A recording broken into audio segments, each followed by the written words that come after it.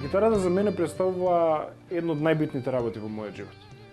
Затоа што и покрај сите потешкоти што секој се соочува во патот што го проаѓа музички, во текот на развивањето, во бркање на нови ангажмани, нови процеси и не само тоа, туку личните своите лични амбиции во борба да се достигнат, има нели нормално потешкоти. Меѓутоа, кога се ќе се стави на некоја вага, сваќам дека сатисфакцијата што имам од самото свирење и општо самиот процес на креирање го надминува се тоа.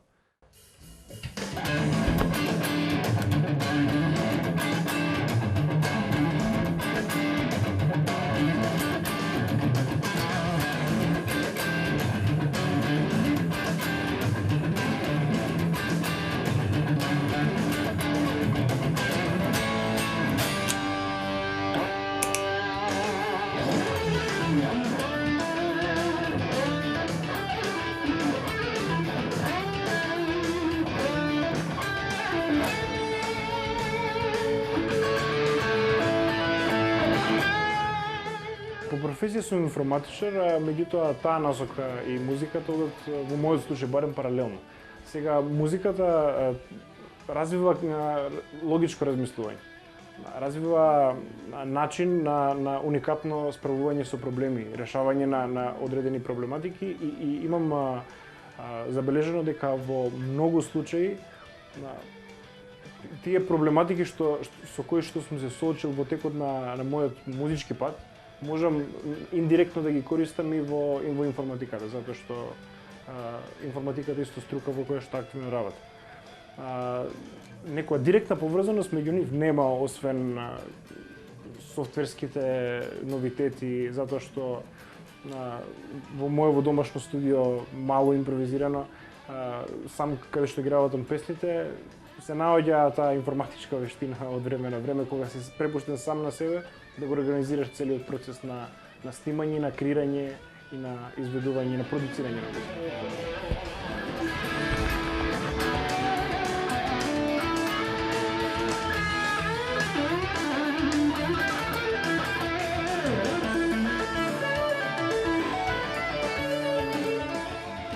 Гитарата мојот живот е негде од 13-14 години и можам да кажам сосем случајно и сосем спонтано. Во тој период малку претходно започнав со слушање на рок-н-рол и ме привлече самиот звук, енергија на инструментот и слушајќи и впивајќи ја таа музика, кај мене се роди желба да бидам во можност да го произведувам тој звук. Затоа што мојот карактер е таков што за се нешто што ќе се заинтересирам, сакам да знам како функционира и сакам да сум во можност сам да го произведувам, така да во некои чудни околности и сплет на околности започнам свирење на гитара.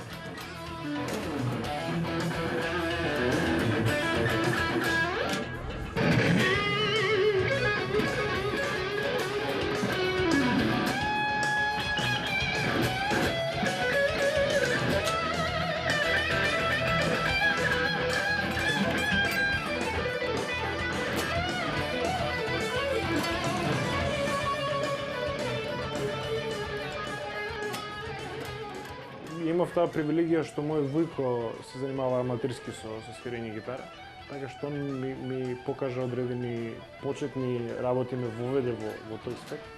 И после тоа станав доста зависен и истражував сам. Поминував доста време изучувајќи го инструментот, симнувајќи музика, учејќи нови ствари и можам да кажам дека тој понатамошен период на учење ми беше генерално препуштен сам на себе бев. Така да можам да кажам дека сум делумно самоук гитарист.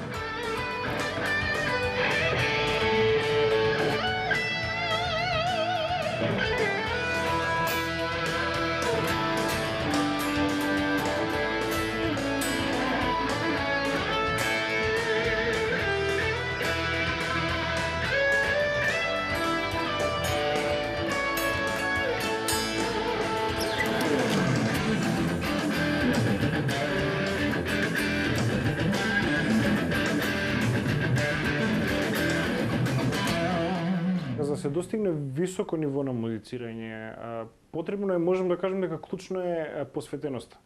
Посветеноста на инструментот и не толку практичното вежбање, колку што јасната цел и визија, што е твојата цел што сакаш да ја постигнеш. И нормално од претходно стегнатото искуство да го најдеш методот и најдобриот и најлесен пат како да стигнеш до тоа, затоа што има голема разлика меѓу свирење и квалитетно вежбање. Тоа се учи исто така со тек на време. Најбитно таа визија да биде чиста, да биде искрена. Да не биде крајната цел свирење за други, импресионирање на други артисти, публика, останати музичари, туку да биде чисто таа креативна енергија што секој артист и секој музичар ја чувствува во себе, да може да извлече до максимум колку што може. Кога доаѓаш на некој повисоко техничко ниво, тоа е како алат што ти овозможува да полесно да се изразиш идејата што ја имаш, затоа што ако си технички ограничен од своите можности и доколку имаш одредена идеја во глава што е, да речем, технички на повисоко ниво, пософистицирана, нормално, логично е да дојдеш до одредени потешкоти за да ја реализираш. Од друга страна, како што се повеќе свириш, така и не само техничката способност, туку и самата музикалност се развива. Тоа е некој природен процес, така што и техничкото ниво повлекува нови, можам да кажам, подобри композицијски идеи, кои што после тоа ги реализираш. Така тоа е еден процес што се врти во круг. Многу е слично и самото снимање, значи техничкото изведување на самите песни, доколку нормално се занимаваш со продукцијска работа, затоа што паралелно со учењето на инструментот, тоа е исто, можем да кажем, наука и уметност да испродуцираш нешто од почеток до крај сам.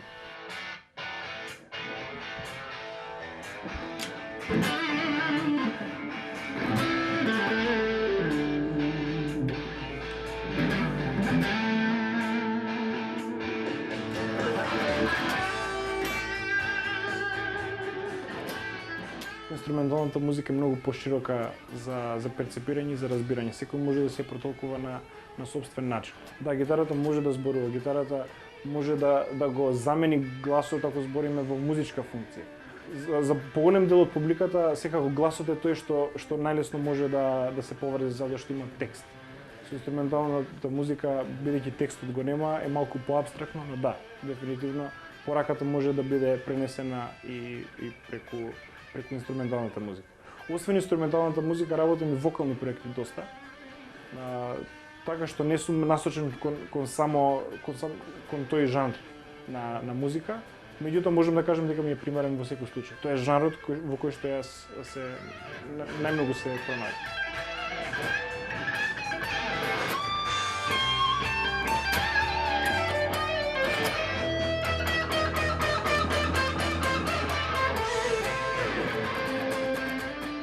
Првиот надпревар мислам дека се пријавив некаде кон средина на 2008 година. Тоа беше првото издание на Guitar Idol. Едноставно знаев кои се моите можности, знаев дека нема да догурам далеку во тој надпревар затоа што тогаш објективно не бев доволно спремен. Меѓутоа сакав да испробам до каде можам да одам. Во тоа време баш се поклопи тоа што интернет на надпреварите на гитара стана некако популарни. Тогаш го доживеа својот бум. Тогаш почна и YouTube да станува многу популарна платформа за презентирање на работа на секој музичар и се поклопи нешто да се поклопи времето. И со тек на време, од надпревар во надпревар, ги учев кои се шаблоните на секој надпревар, што се бара. Во меѓувреме си го пронаоѓав мојот стил, работев на себе, на моите можности. Имаше напредок и во самата реализација на тие видеа и на тие надпревари, како што имаше исто паралелно напредок во моето свирење.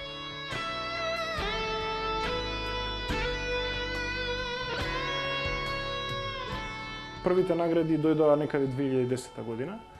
Тогаш прво бев во финале на Guitar Master во Загреб. Тоа беше Guitar Master 2010 гитарски надпревар кој беше одржан во рамките на целиот Балкан. Јас бев представник од Македонија, таму бев во финалето. Истата година победив на Live for Guitar, првиот интернационален надпревар. После тоа имав мала пауза за креирање на мои авторски теми. Во 2012 победив на уште еден интернационален надпревар организиран од Ентони Меклеод. Тоа беше тоа и после во 2014 можам да кажем и мојот фаворит од сите надпревари, тоа беше Six String Theory, каде што бев прв во категорија на рок гитаристи, трет во целокупниот пласман. Тоа беше посебен надпревар за мене затоа што организатор беше Ли Ритенауер, што е светски позната гитарска легенда, можем слободно да кажем. И дел од жирито беа гитаристи како Джош Сатриани, Джо Бонамаса, Стив Лукатер, Гатри Гован и многу други. И со самото тоа што знаев дека мојата работа е еволуирана од такви гитарски великани од кои што сум учел и на кои секој ден се огледувам, ми беше многу голема сатисфакција. Плюс како бонус беа резултатите на тој надпревар. Инак за на крај да дојдеме исто 2014 на крај до финалите на Guitar Idol во Лондон.